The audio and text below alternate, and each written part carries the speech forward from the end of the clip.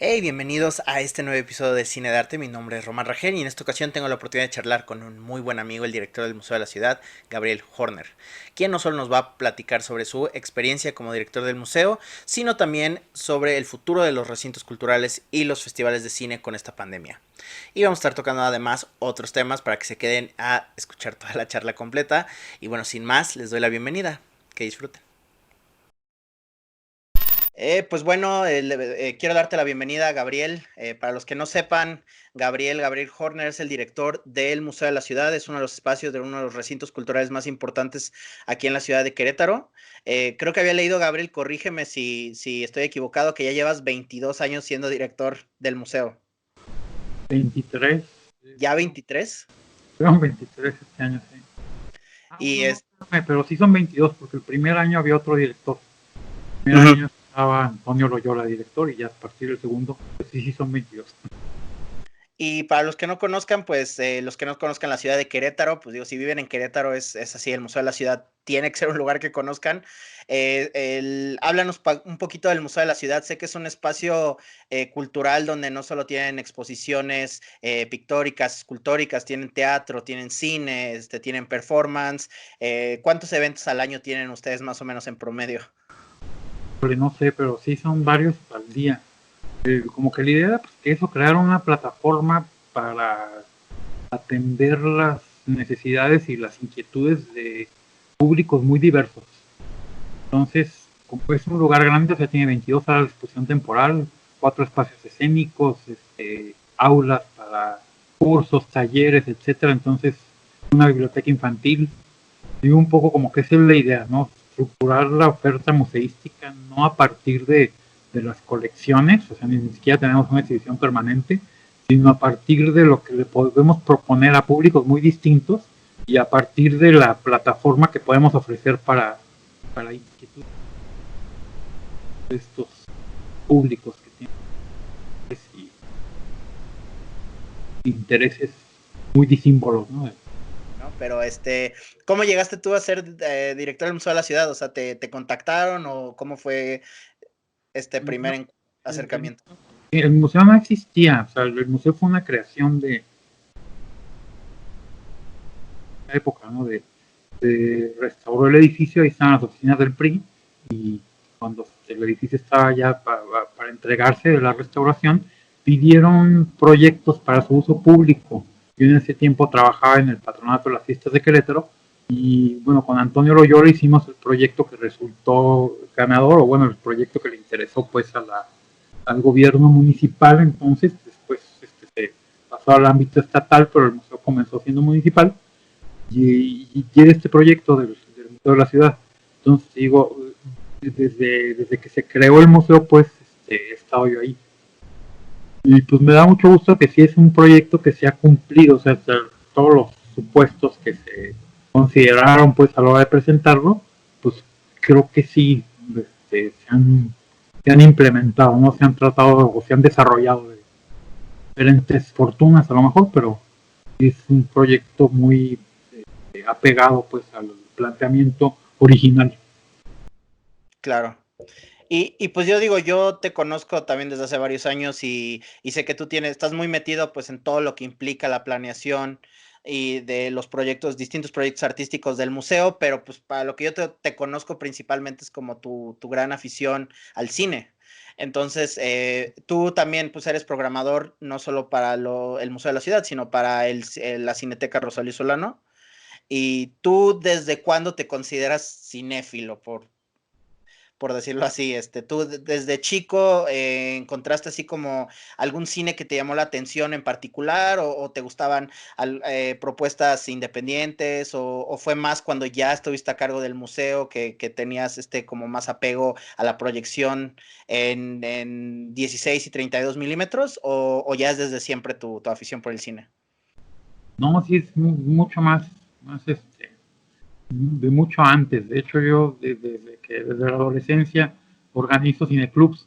En León, cuando estaba todavía saliendo de prepa, empecé con un cineclub en la Casa de la Cultura de León. Y es que en esa época, Bellas Artes, el Instituto Nacional de Bellas Artes, tenía un cineclub nacional, fíjate, bastante bueno, mandaban copias en 16 milímetros a toda la República de ciclos pues, sobre los diferentes movimientos, sobre cineastas, sobre género, sobre temas, es una programación excelente. Y de repente la cortaron, o sea, con pues, alguna política, no sé, supongo que era algo muy caro, porque pues, imagínate estar produciendo copias de derechos de clásicos y de películas contemporáneas, también de repente sacaban cosas como muy recientes, pues para la época. Pero te digo, llegó un momento en que lo cortaron y pues como que yo no me quise resignar, ¿no? Que eso ya no estuviera pasando. Entonces empecé a ver como de qué manera proseguir con esta programación en 16 milímetros y pues fue cuando me encontré con las ofertas de las embajadas, la oferta de, sobre todo de la embajada de Francia, un acervo increíble, 16 milímetros y en 35 milímetros. Era así como impresionante. Yo ese catálogo, y bueno, ese catálogo lo seguí exhibiendo todavía muchos años después, aquí en Querétaro, en 16 y en 35 milímetros. O el catálogo del Instituto Goethe, que también era extraordinario. Tenían todo el nuevo cine alemán, tenían todo el expresionismo, copias de primera, ¿no? Copias excelentes. Entonces, digo, estamos hablando pues como de unos 40 años ya de programar cine en diferentes formatos. Y bueno, perdón, no quiero que se me pase esto, ahorita que decías de la ópera, el que programa la ópera es Manuel Oropesa, que él es realmente un gran experto en el tema, o sea, a mí me gusta la ópera, pues yo no me atrevería a considerarme de modo alguno una autoridad en la materia, pero Manolo sí, Manolo es una cosa impresionante, o sea, de cada título tiene miles de versiones, siempre escoge así como la versión correcta pues el, para el objetivo del ciclo que está programando. Es extraordinario. Y él es el que ha programado también los ciclos de ópera de Carlos Rosario Solano. Lleva las funciones de cada lunes en el museo, pero también cuando se programa ópera ya, él es el que escoge qué versión, bueno, qué título, qué versión, etcétera. Ok. Oye, ¿y tú que has pasado por tanto de esta, quería preguntarte más enfocado en, ¿qué lamentas tú de haber perdido el celuloide? ¿Qué lamentas tú de perder estas versiones en pantalla grande de 32 milímetros de una película, un clásico, una película de Bergman, una película de Kurosawa, y viéndolo en comparación ahorita con tener un DCP que algunas restauraciones son extraordinarias? Yo recuerdo que el ciclo de Bergman que estuvo ya hace tiempo, hace un año más o menos en la Cineteca, es increíble, pero tú hay algo que el purista dentro de ti todavía extrañe de tener esos rollos que te enviaban gigantescos, estos 6, 8 rollos que enviaban por película. ¿Tú lo extrañas? Sí, cómo no, todo era mucho más complicado, porque pues, era más difícil de proyectar para empezar, o sea, hablando de que se fuera a romper, que se fuera a quemar, de que se llegara en buen estado la copia, y pues ahora todo es mucho más fácil, ¿no? Digo, de alguna manera, tiene sus dificultades también, como bien sabes, ese asunto de la llave electrónica que protege los archivos y todo ese show. Y bueno, pues también el grano de la película en celuloide, pues digo, sí, eh, sí ha habido cosas muy cercanas, así en su versión digital. Recuerdo, por ejemplo, la restauración que exhibieron no hace mucho de Manhattan, de Woody Allen, era extraordinaria. O sea, parecía que estabas viendo el grano de la película de 35 milímetros, pero pues sí es como difícil de reproducir. Pero pues de nuevo, mira, es como eso, que es como lo de los discos, ¿no? Los discos de audio. Y dicen que no, pues que se oyen mucho mejor los acetatos, los viniles, pues los LPs que el disco compacto.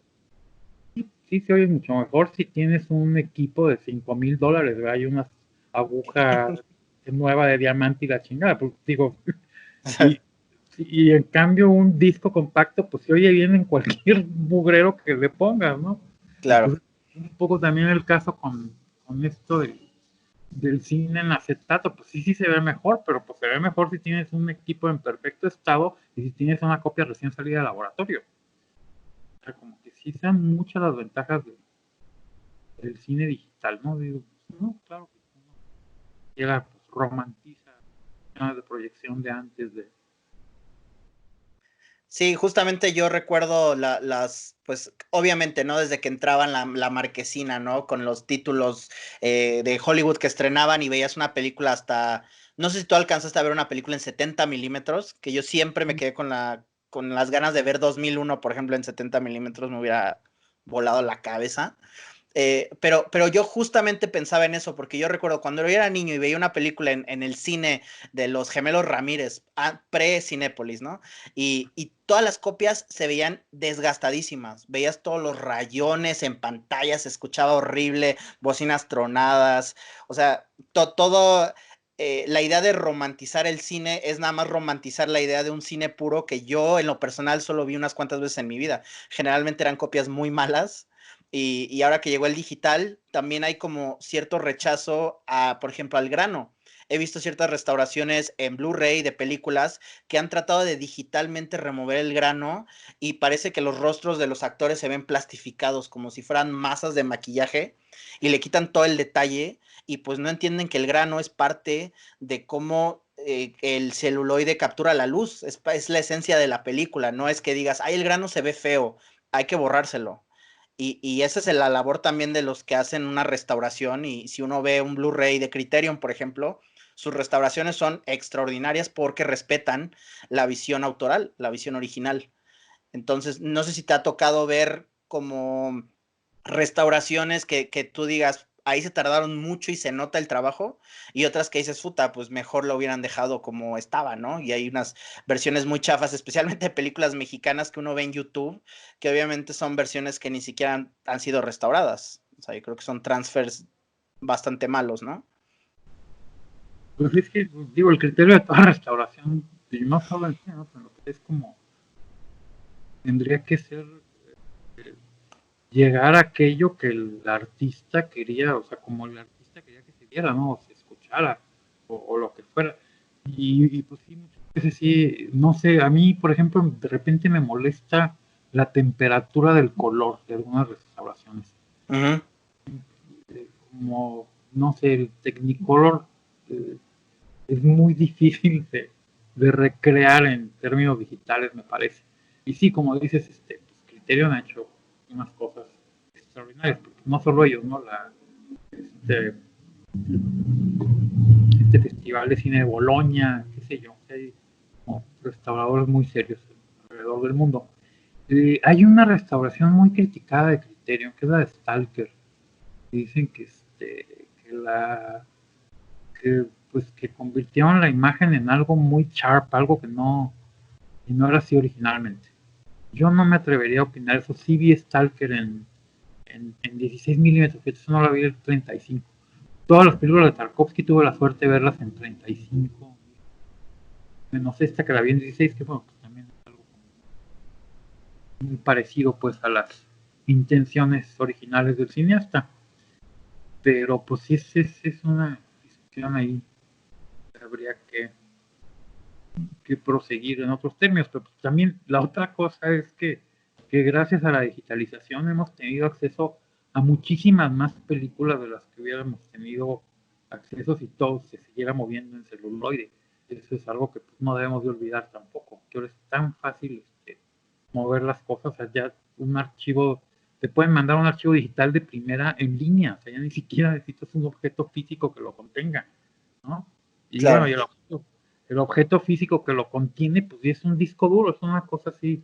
A mí me da mucha risa cómo los distribuidores no se han resignado a la pérdida de glamour que ha significado esto de que ya no sean rollos, sino un disco duro, y le hacen unos empaques que te mueres de la risa a los DCPs, ¿no? Pues es así como rollito de película, o de repente unas cosas que hacen cuando estoy recibiendo un arma nuclear, o no sé.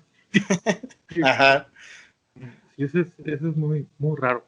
Digo, bueno, por un lado, pues también se entiende que, pues, digo, es así como una mercancía muy prestigiosa, muy cara, y pues sí tienen como que subrayar esto de alguna manera que no parezca nomás un mugre disco duro, ¿no? Sino que sí que se le vea pues la dignidad que tiene, pues que es finalmente una película en su mejor dispositivo posible o pues o una copia óptima de un producto audiovisual, ¿no? Claro. Y uno de los proyectos que más me ha llamado la atención en los últimos años que tú has estado detrás del proyecto fue esta transición del Cineteatro Rosalío Solano a Cineteca Rosalío Solano.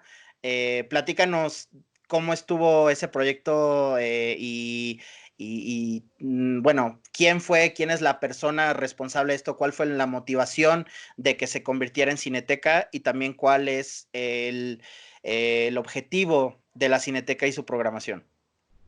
Pues mira, ahí antes de ser Cineteca, pues se programaba teatro también, incluso pues, tenía un equipamiento pues, más o menos adecuado pues para producciones teatrales. Y en la administración municipal pasada, y bueno, y gracias a los buenos oficios de Rebeca Lizaldi, que era la encargada de teatros y galerías de la Secretaría de Cultura, entonces no sé, entonces creo que era una dirección de cultura del municipio, nos pidió un proyecto a Cristina Bringas y a mí, eh, este, para convertirlo en la Cineteca Rosario Solano y que estuviera exclusivamente dedicado a la exhibición de cine y a la promoción de la cultura cinematográfica. Y pues entregamos un proyecto y pues empezó a desarrollar. Luego vino el cambio de administración, la nueva administración pues también le interesó que siguiera desarrollándose como un lugar exclusivo para actividades cinematográficas y, y, este, y pues ahí va. Y bueno, otro de los temas y que creo que estamos viviendo justamente esta crisis del COVID-19, la pregunta va en cuanto a cuál es el futuro de los espacios culturales en estos tiempos de la crisis y cómo va a afectar específicamente a cultura, no solo en Querétaro, sino a nivel nacional. Tú que eres director del museo, ¿crees que vengan, por decirlo así, tiempos oscuros con respecto a los efectos que va a tener en cuanto a presupuestos para cultura? Pues mira, siempre han sido oscuros los tiempos para cultura, pero Sí, pues sí, claro que se va a poner peor ahorita, por ejemplo, los presupuestos federales para ciertos rubros que se aplicaban a cultura. Hubo un recorte del 75%, que parece broma, ¿no? Como 75%. sí. Entonces, pues sí se va a poner muy difícil para ciertas Sí, cosas. sí, justamente nosotros hablando de Documenta, donde yo trabajo, recibimos esta noticia de que prácticamente los festivales en Querétaro, no hablo festivales de cine, festivales de danza, festivales de música, pues prácticamente están cancelados. Se canceló también la Conque, que es este festival de, bueno, es como ¿cómo llamarlo, no? Un congreso de cómics y de televisión y demás, que ocurría, creo que ya llevaba 3 años aquí en Querétaro y que pues desafortunadamente lo cancelaron. Pues yo lo que sí veo es que obviamente muchos festivales de cine, que también te quiero preguntar sobre los festivales de cine, creo que la última vez que revisé en el anuario estadístico del IMCINE, decía que había más de 164, creo 160, 164 festivales de cine en todo el país. ¿Tú crees que es necesario tener tantos festivales o también tenemos que recortar y hacer prioritarios algunos festivales y de ahí ver cómo utilizamos los recursos para quizás cineclubs, cines alternativos o muestras que le lleguen a municipios o a estados donde menos cine llega, ¿no? En vez de que haya tantos festivales de cine. No sé tú qué opinas al respecto. Pues mira, yo creo que ahí depende de los proyectos, ¿no? De qué tipo de festivales sean. Pero pues sí, me hace escoger entre quemarme 25 millones de pesos en 10 días y aventar 150 títulos para que los vea pues, muy poca gente, tener una programación de primera durante todo el año y tener un presupuesto realmente para pagar derechos de estrenos, para hacer retrospectivas, para pues, pues prefiero lo segundo, la verdad. Digo, si se ponen las dos cosas, pues perfecto, pues no estoy para todo, ¿verdad? Sí. Y bueno, y se me hace muy importante, o sea, como que también, no sé, yo lo que veo es que los festivales en México, en su gran mayoría, seguro hay, no, si es más, sí sé de que hay algunos que no son así, pues, pero en su gran mayoría, pues están abocados a los estrenos, ¿no? Y al glamour y a la alfombra roja y pues a mí me interesa mucho la recuperación de cosas. Es un poco ridículo, es como si vas a una librería y no te encuentras más que libros publicados los últimos 5 años. Bueno, y en cine ni siquiera una película que tiene 5 años ya es viejísima, ¿no? Sí. Entonces, es ridículo. A mí me emociona muchísimo más ver una retrospectiva así de un cineasta de películas, no sé, eh, que no se han visto en buenas condiciones en muchísimos años. Y bueno, por supuesto, sí, los estrenos, ¿no? Pero te digo, pues yo como que si es poco el dinero, pues sí prefiero que se mantenga una programación de calidad durante todo el año, que se queme en un festival. O sea, como que tendrían que tener objetivos muy claros, creo yo. Sobre todo, pues si están, este, si se hacen con recursos públicos. Pues, si son privados, pues claro que se les pegue la gana. Pues, pues qué nos importa, pero pues si son si son festivales que se están haciendo con apoyos del Estado, pues sí tendría como que tener muy claro cuál es el objetivo, ¿no? O por qué es importante, pues, apoyar. En el caso de Documenta, pues sí, ojalá siga, porque ese sí es un festival que tiene sus objetivos muy claros, que ha tenido mucho éxito en, Ujú. en términos de público, en términos de coherencia de la programación, y pues que cada vez es más importante. ¿Está en peligro Documenta? No, no está en peligro porque nosotros pues nunca hemos recibido realmente fondos comparables a Ambulante o DocsMX, que quizás son los que podríamos considerar los otros festivales masivos de cine documental en el país, pero nosotros hemos hecho maravillas con poco dinero, a veces nada de dinero. Entonces nosotros lo que nos preocupa es precisamente ahorita con la situación es, por ejemplo, que el gobierno municipal o el gobierno estatal nos brinde los permisos de reunirnos, por ejemplo, tener funciones al aire libre. Yo no sé cuándo regresemos a eso. La verdad no lo veo muy optimista para este año. Yo no creo que tengamos un evento masivo en una plaza pública en este 2020. No sé tú cómo lo veas desde tu... No creo. No creo ni siquiera que los deben usar los. Bueno, a lo mejor con suerte se pueden usar los espacios cerrados así con medidas muy estrictas de distancia entre los espectadores, etcétera. Pero pues bueno, no sé si viste ya se anunció el Festival de Cine de Guanajuato su cambio de fechas para septiembre Ujú. y, y anuncian así, todavía no dicen claramente como si todo va a ser así, pero autocinema. Sí, sí, escuché. Esa opción del autocinema, pues, es también muy romántico, ¿no? La idea de ir a una película de autocinema, pero pues también esas funciones no salen nada baratas de un autocinema. O sea, también es una gestión relativamente complicada tener el equipo para proyectarlo así masivamente, ¿no? El audio también. Y también yo me pregunto, pues, de todos modos, pues yo no sé qué tanta sana distancia es que estés en tu coche pegadito a tu mamá o a tu novia o a quien sea, ¿no? Entonces, creo yo que tampoco es. Digo, si eso es en respuesta a lo de la sana distancia y todas estas medidas de seguridad, pues tampoco creo que sea opción, pero de todos modos, pues digo, es una idea, ¿no? Es al menos un evento que trata, lo que está haciendo el GIF, justamente yo creo que es todavía mantener ese interés de seguir con el festival, aunque yo dudo que siga el festival completamente al 100 como lo tenían en otros años. Digo, seguramente tú ya viste que muchos festivales están migrando a la opción digital, a la opción de tener un streaming, como lo que está haciendo Ambulante, 30 días, 30 películas, una por día, 24 horas, y una charla con realizador por YouTube o por Facebook o lo que sea.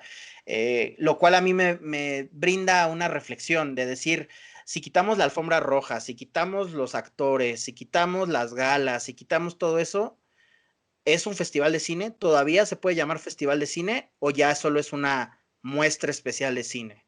O reflexionar acerca de lo que es e implica el evento, ¿no?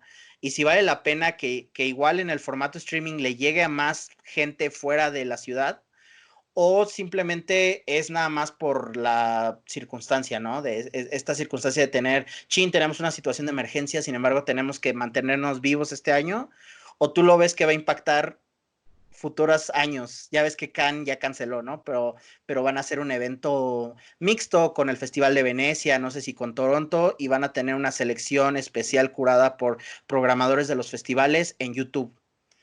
¿Tú cómo ves eso, Gabriel? Pues no sabemos realmente qué es lo que vaya a pasar. Lo que sí es que no se han resignado a quemar los estrenos en línea. Incluso este festival de festivales que están organizando, no va a tener estrenos, perdón. O sea, nadie va a poner su nueva película en Ambulante, pues sí lo hizo, pero pues Ambulante tiene un mercado muy particular, ¿no? O sea, como que no, digamos, no afecta el futuro comercial de un título, yo creo. A que esté libre 24 horas para 1000 personas, porque pues, también, acuérdate, es otra restricción, no solo es de tiempo, es también de vistas. Solo puede tener 1000 vistas cada película. Y pues solo las 24 horas o 1000 vistas, lo que suceda primero. Y entonces sí es muy incierto, ¿no? ¿Qué es lo que va a hacer?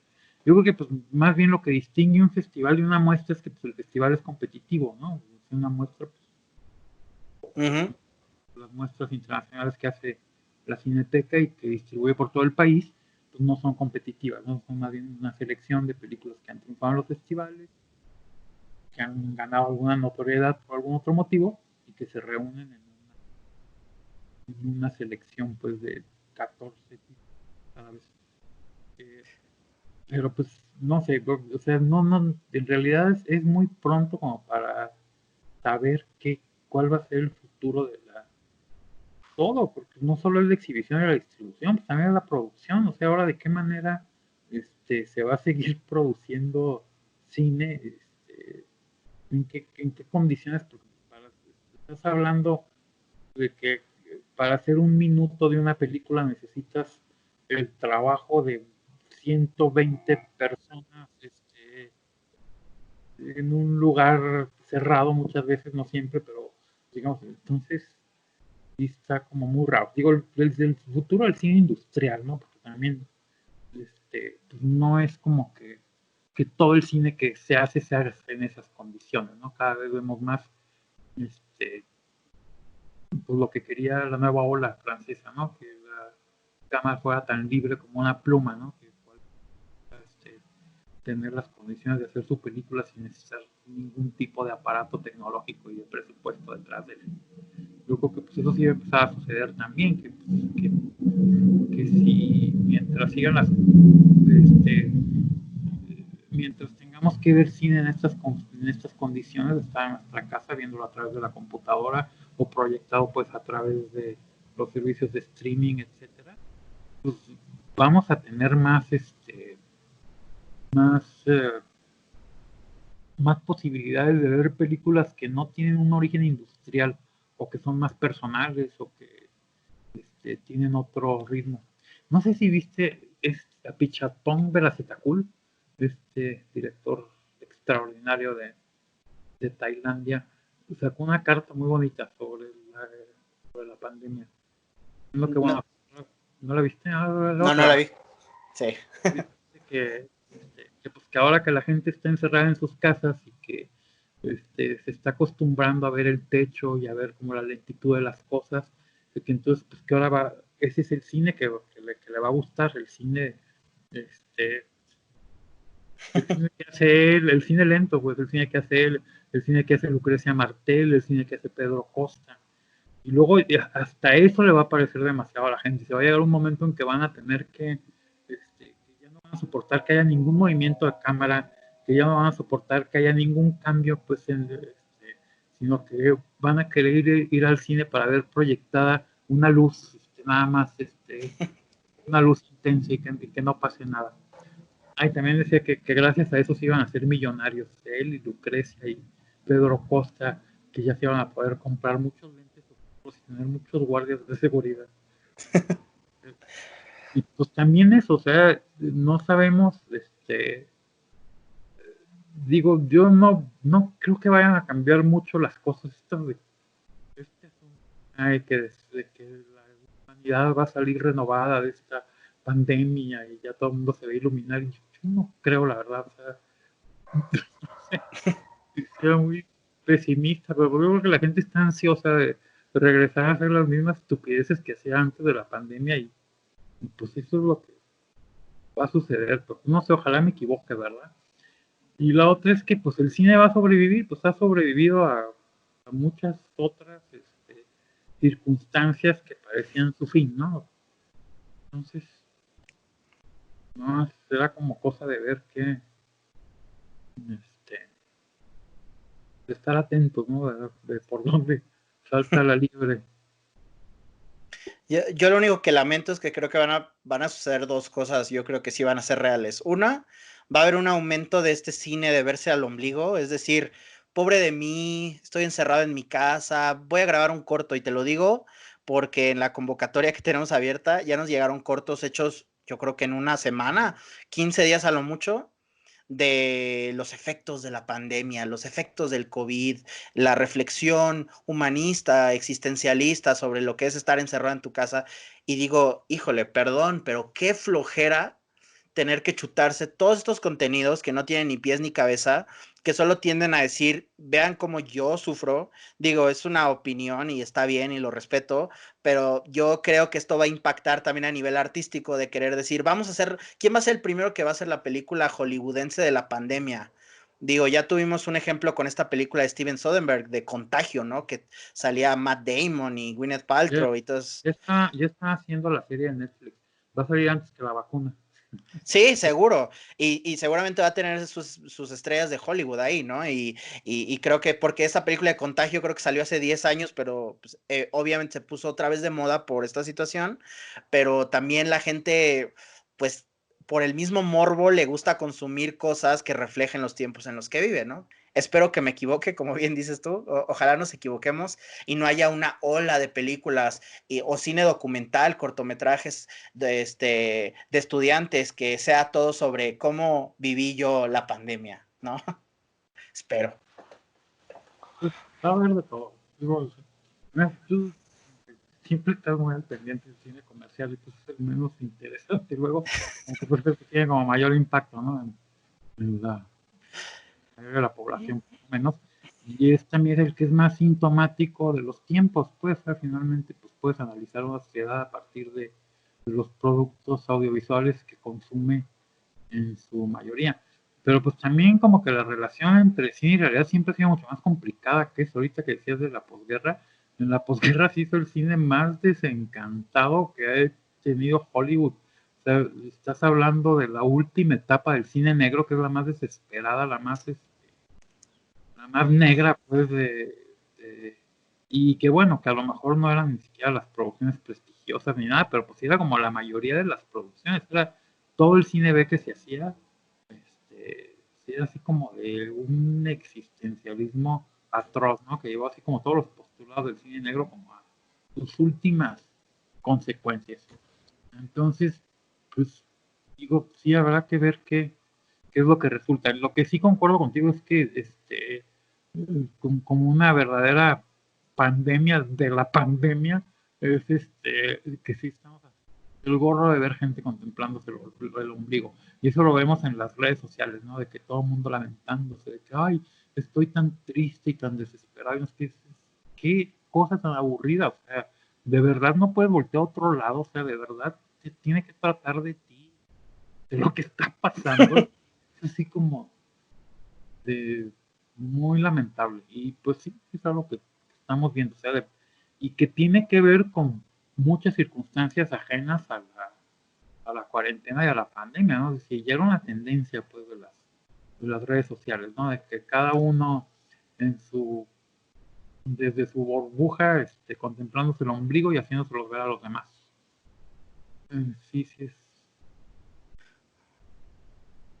pero pues, de nuevo, o sea, también como que depende para dónde voltees, ¿no? O sea, si no te metes a las redes sociales, pues no te vas a encontrar con esas cosas.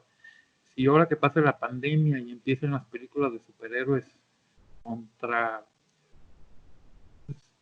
pues no te vamos a ver, sí, ya, pero bueno, pero pues sí Sí, es un análisis de no ver de qué manera refleja el cine de masas las circunstancias históricas pues, de un país y de una situación global, ¿no?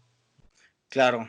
Y yo siempre que hablo sobre el cine comercial, bueno, yo sí soy muy ferviente de la idea de que las etiquetas también son los que crean los prejuicios, ¿no? Esto de hablar de cine comercial, cine de arte, que yo aborrezco ese término, cine de arte. Digo, el canal que estoy manejando se llama Cine de Arte, pero con H como una parodia, ¿no? De eso. Pero es importante hablar sobre los cines independientes y la oferta cultural de estos cines. En Querétaro vimos hace poco, creo que fue a final de año justamente que cerró el cine Tonalá en Hércules, y pues eso representó que también un cine que era, pues digo, solo era una pequeña sala, ¿no? Pero tenía una excelente programación, cerró sus puertas. El proyecto no funcionó, desafortunadamente cerraron, pero eso limita cada vez más la oferta para ver otro tipo de cine, ¿no? O sea, si queremos ver una película de superhéroes, como bien dices, el crítico Díaz Martínez le llama el cine de monitos, ¿no? Toda esta ola de películas comerciales. Entonces, si quiero ver monitos, pues tengo todos los cines de Cinépolis, que ya no perdí la cuenta cuántos hay en Querétaro. Tengo todos los Cinemex, que también ya perdí la cuenta cuántos abren, porque también abrieron mucho antes de esta pandemia. Pero si yo quiero ver una buena retrospectiva, pues ya cada vez estoy más limitado en dónde puedo yo encontrar esa oferta, que básicamente es o en el Museo de la Ciudad, o en la Cineteca principalmente, o de repente en algún otro espacio donde lo adaptan para una sala de cine, ponen unas sillas y podemos checar una película antigua. Pero, ¿qué tan importante entonces es mantener vivos estos cines independientes y tener esa oferta cultural? Pues mientras hayamos personas que nos interesan, pues yo creo que es muy importante, ¿no? O sea, tampoco creo yo que, aunque pues te voy a decir, o sea, uno se engaña así respecto al interés que pueden causar estas cosas. Por ejemplo, uno de los mejores promedios de asistencia que tuvimos en 2017 fue justo la retrospectiva del centenario de Bergman, de Ingmar Bergman. Ujú. Como de 120 personas por función, así como, wow. Digo, para ver películas de los años 50, de los años 60, también la retrospectiva de Roberto Rossellini también tuvo muy buenas cifras. Ahí el promedio de asistencia estaba como por las 100 personas. Entonces, pues no sé, uno le da por menospreciar al público, pero no, yo creo que si promueves bien las cosas y si ofreces pues un producto de calidad, en este caso pues, este, de copias de primerísimo nivel, ¿no? De copias, copias digitales de restauraciones increíbles. Y pues ver esas películas en esas condiciones, pues sí te presenta una oportunidad en la vida, ¿no? Digo, a menos que te dediques a eso y tengas el suficiente dinero como para andar en esas condiciones, pero sí ver una oportunidad extraordinaria, ¿no? Realmente. Claro. Sí, y yo recuerdo que, porque por ejemplo, también algo que a mí a veces me causa conflicto, ¿no? Es la gran mayoría de funciones que hay en Cineteca, fuera de alguna de las muestras de la Cineteca Nacional, la muestra internacional o el foro de la Cineteca, pero casi todo el contenido que se exhibe es gratuito, es libre para el público, incluido lo que hacemos en Documenta. Casi todas nuestras funciones prácticamente en esos espacios son gratuitos. Entonces, ¿será un problema de que la gente no valora ese cine porque también se lo estamos dando gratuitamente? Porque yo veo que muchos se quejan de que el cine está carísimo, pero Cinépolis te cobra 80 pesos una entrada. Y eso sí es una película 2D normal, ¿eh? Porque si te metes al VIP, si te metes al 4DX, y eso sin sumar, si las palomitas, que los nachos y todo, una familia se acaba gastando más de 500 pesos para ir al cine. Entonces, ¿qué importancia podemos ver más allá para la oferta cultural? El decir, está aquí en un cine en medio de la ciudad, en el centro histórico, de forma gratuita, y aún así cuesta trabajo que encuentre un público. ¿Qué se tiene que hacer para que jalemos más audiencias a este tipo de propuestas?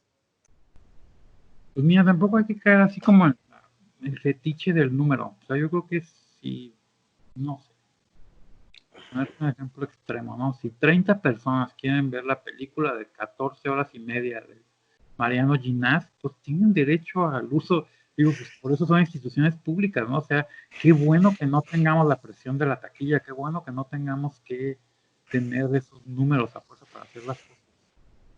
Y pues, bueno, lo que sí es que pues tienes que tener una estrategia de promoción, de comunicación, de difusión de lo que estás presentando para que pues al menos sí puedas estar seguro de que llegaste o de que sí se enteró toda la gente que se tenía que enterar y que podía estar interesada en lo que estás ofreciendo.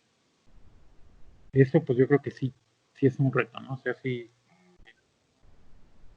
eh, que no te quede esa duda, ¿no? Decir, si lo hubiera empezado a anunciar hace unos días, lo hubiera tenido más gente, o si hubiera realmente comunicado cuál es el perfil de esto que estoy ofreciendo, ha logrado tener más público, o sea, como que tenemos que ser como muy profesionales al respecto. Y también como saber dirigirnos a los públicos específicos a los que va dirigida cada cosa, ¿no? Que pues eso es algo que por ejemplo sí hecho documenta, ¿no? Respecto a respecto a las características del contenido que están ofreciendo, buscar a los públicos específicos a los que les puede importar, interesar o que les puede provocar, pues no algo. Sí, creo que justamente esa es la principal labor de un programador. Es primero que nada definir tu público y en base a eso partir con lo que estás exhibiendo. Y como bien dices, tampoco nos vamos a ir como con la falacia de querer compararnos con Hollywood. O sea, yo lo decía en un programa, el documental más taquillero de un año hizo 42 veces menos que la película mexicana de ese año de ficción más taquillera, que fue obviamente una comedia babosa comercial. Entonces, y esa película hizo no sé cuántas veces menos que la nueva película de Marvel.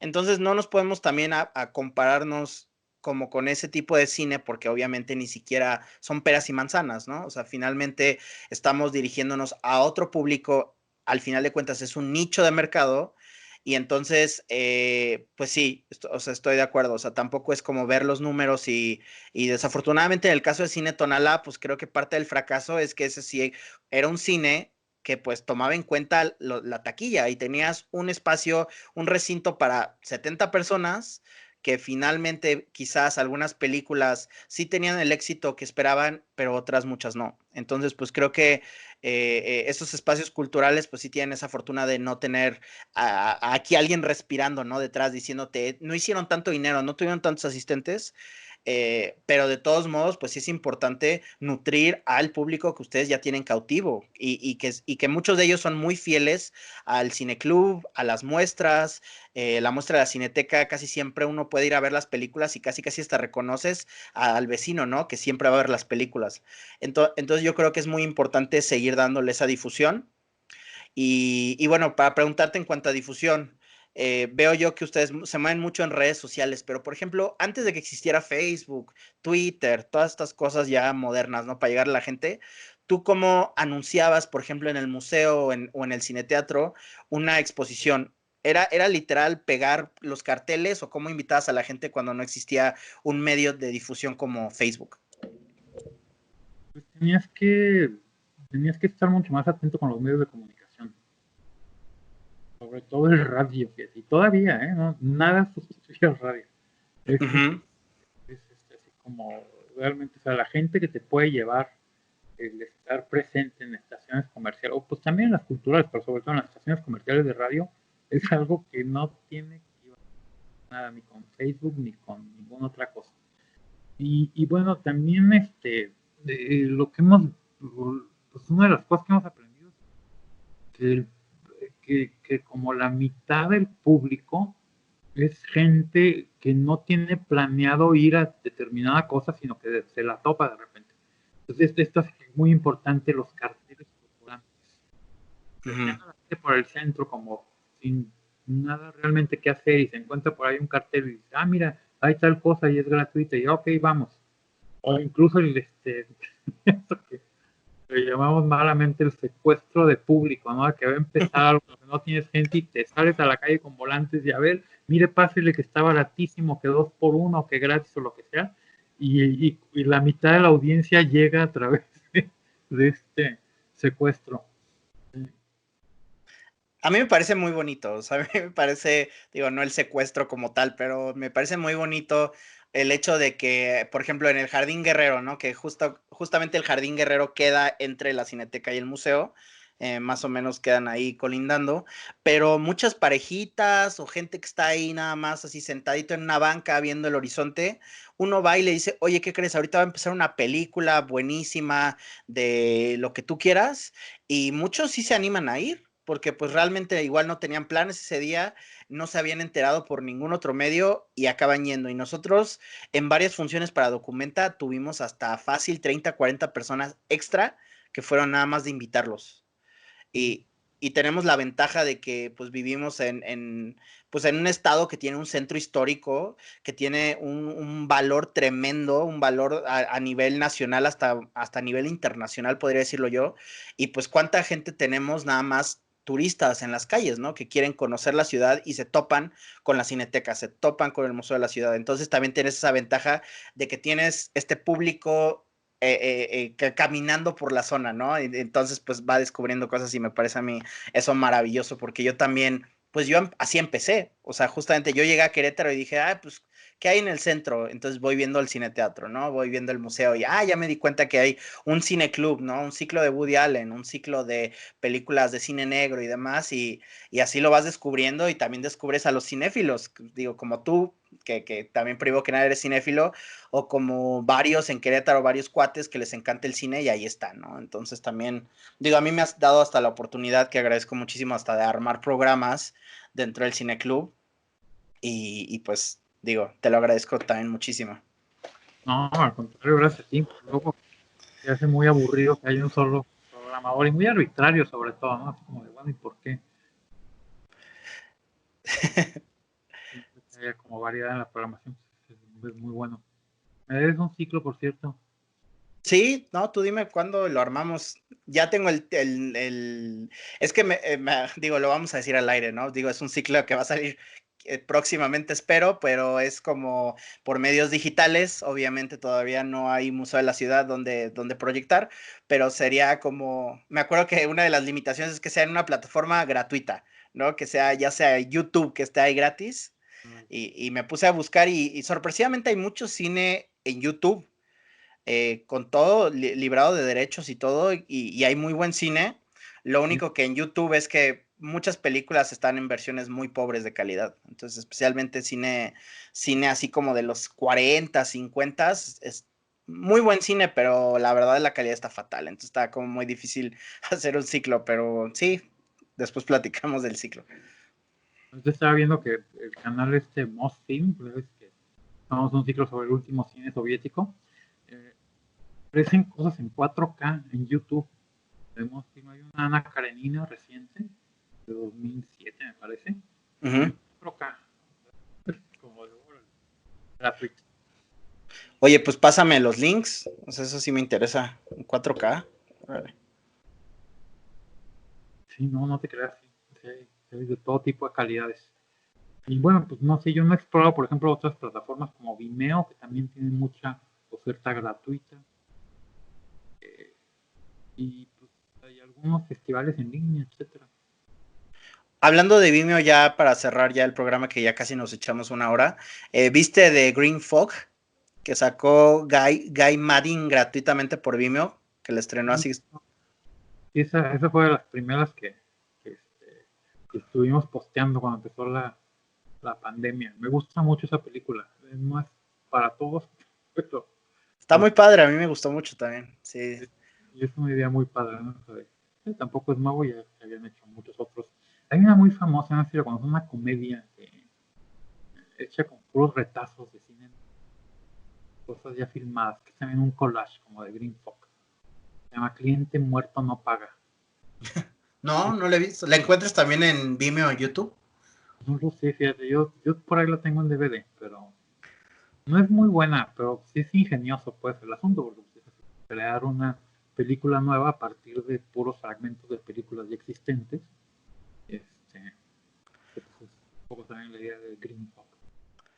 Digo, también los que hacen eso, pero a manera de reciclar o el rip-off, es el cine turco que hacía como un rip-off de Star Wars y pegaba cachos de la película de Star Wars con sus actores turcos y era un divertidísimo, ¿no? Pero creo que Green Fog, la intención es muy distinta, ¿no? Que creo que es una evocación también de Green Fog. A mí es lo que se me hace muy interesante, que obviamente no es nada nuevo esto de hacer el collage cinematográfico, pero lo más interesante es que es como una evocación de Vértigo y una evocación del cine negro, pero sin ser como contada de una forma lineal, ¿sabes? O sea, no hay como una historia, pero no puede dejar uno de ver Vértigo en la película a pesar de que tiene cientos de clips de casi todo menos Vértigo. De hecho, creo que los clips de Vértigo son muy poquitos o No, sí. casi tiene como ciertas, iba a decir fotogramas, no son fotogramas, pero ciertos como clips de Vértigo ahí metidos, pero en realidad todo lo demás es hecho con películas, obviamente, que retratan San Francisco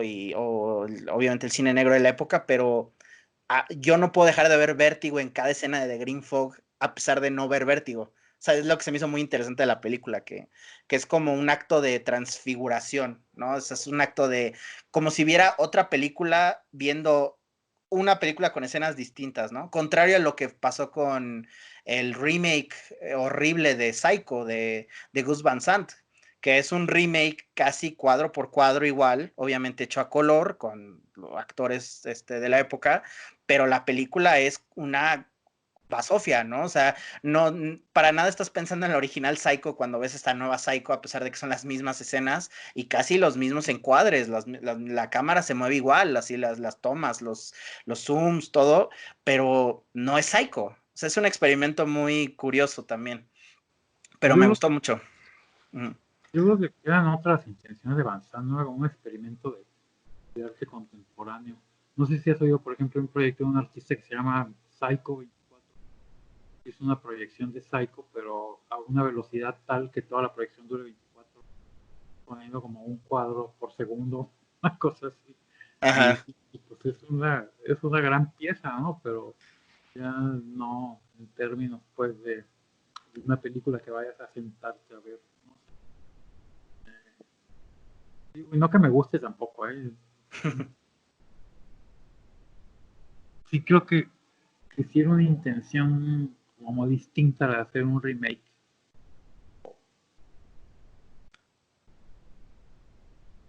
Y Pues de hecho le preguntaron, creo que a Gus Van Sant, cuando salió esa película, ¿por qué hiciste ese remake, no, de Psycho? Pues porque obviamente sí, fue muy mal recibida y él comenta, para que nadie más lo tenga que hacer. muy bien, muy Y, buena y respuesta. digo, pues es buena, ¿no? Yo digo, pues, ok, está bien, ¿no? Digo, Van Sant se ha echado unos experimentos, no sé si tú has visto esa película con Matt Damon que se llama Jerry, que es Matt Damon y Casey Affleck y toda la película es verlos caminar por un desierto, como 90 minutos de ellos caminando. No la vi, pero sí me gustaría verla. ¿Cómo no? Es tan soporífera que crea una fascinación. O sea, es casi hipnótica porque no pasa nada y solo los ves caminando y no sé si toda la película sea improvisada, pero tiene un aire de nada más sacó la cámara y grabó estos dos nada más caminando. Y es interesante, digo, a mí me gustan varias películas de él más independientes como Elephant, me gustó mucho y tiene otra, creo que se llama Paranoid Park, me acuerdo de esa que también estuvo en una muestra, pero bueno. Pues bueno, Gabriel, creo que es hora de despedirnos ya, creo que para que no se aburra la gente, ya estamos a una hora casi de grabar y pues yo te quiero agradecer mucho con esta charla. Si les interesa, síganos aquí en YouTube, en redes, denle un like, un subscribe, se lo agradeceríamos y seguimos aquí con Gabriel. ¿Quieres un shameless plug? ¿Qué es eso? Hablar algo que te guste, quieres vender algo, no sé, nada más para despedirnos. Ah, no, Bueno, volviéndole a agradecer a Gabriel por esta gran charla, realmente fue un honor poder platicar en este cuarto capítulo de El Cine de Arte. Y por supuesto me despido, mi nombre es Roman Rangel, si les gustó el video agradecería si pudieran darle un like y por supuesto suscribirse al canal, vamos a estar subiendo más y más contenido. Y bueno, sin más, me despido, muchísimas gracias.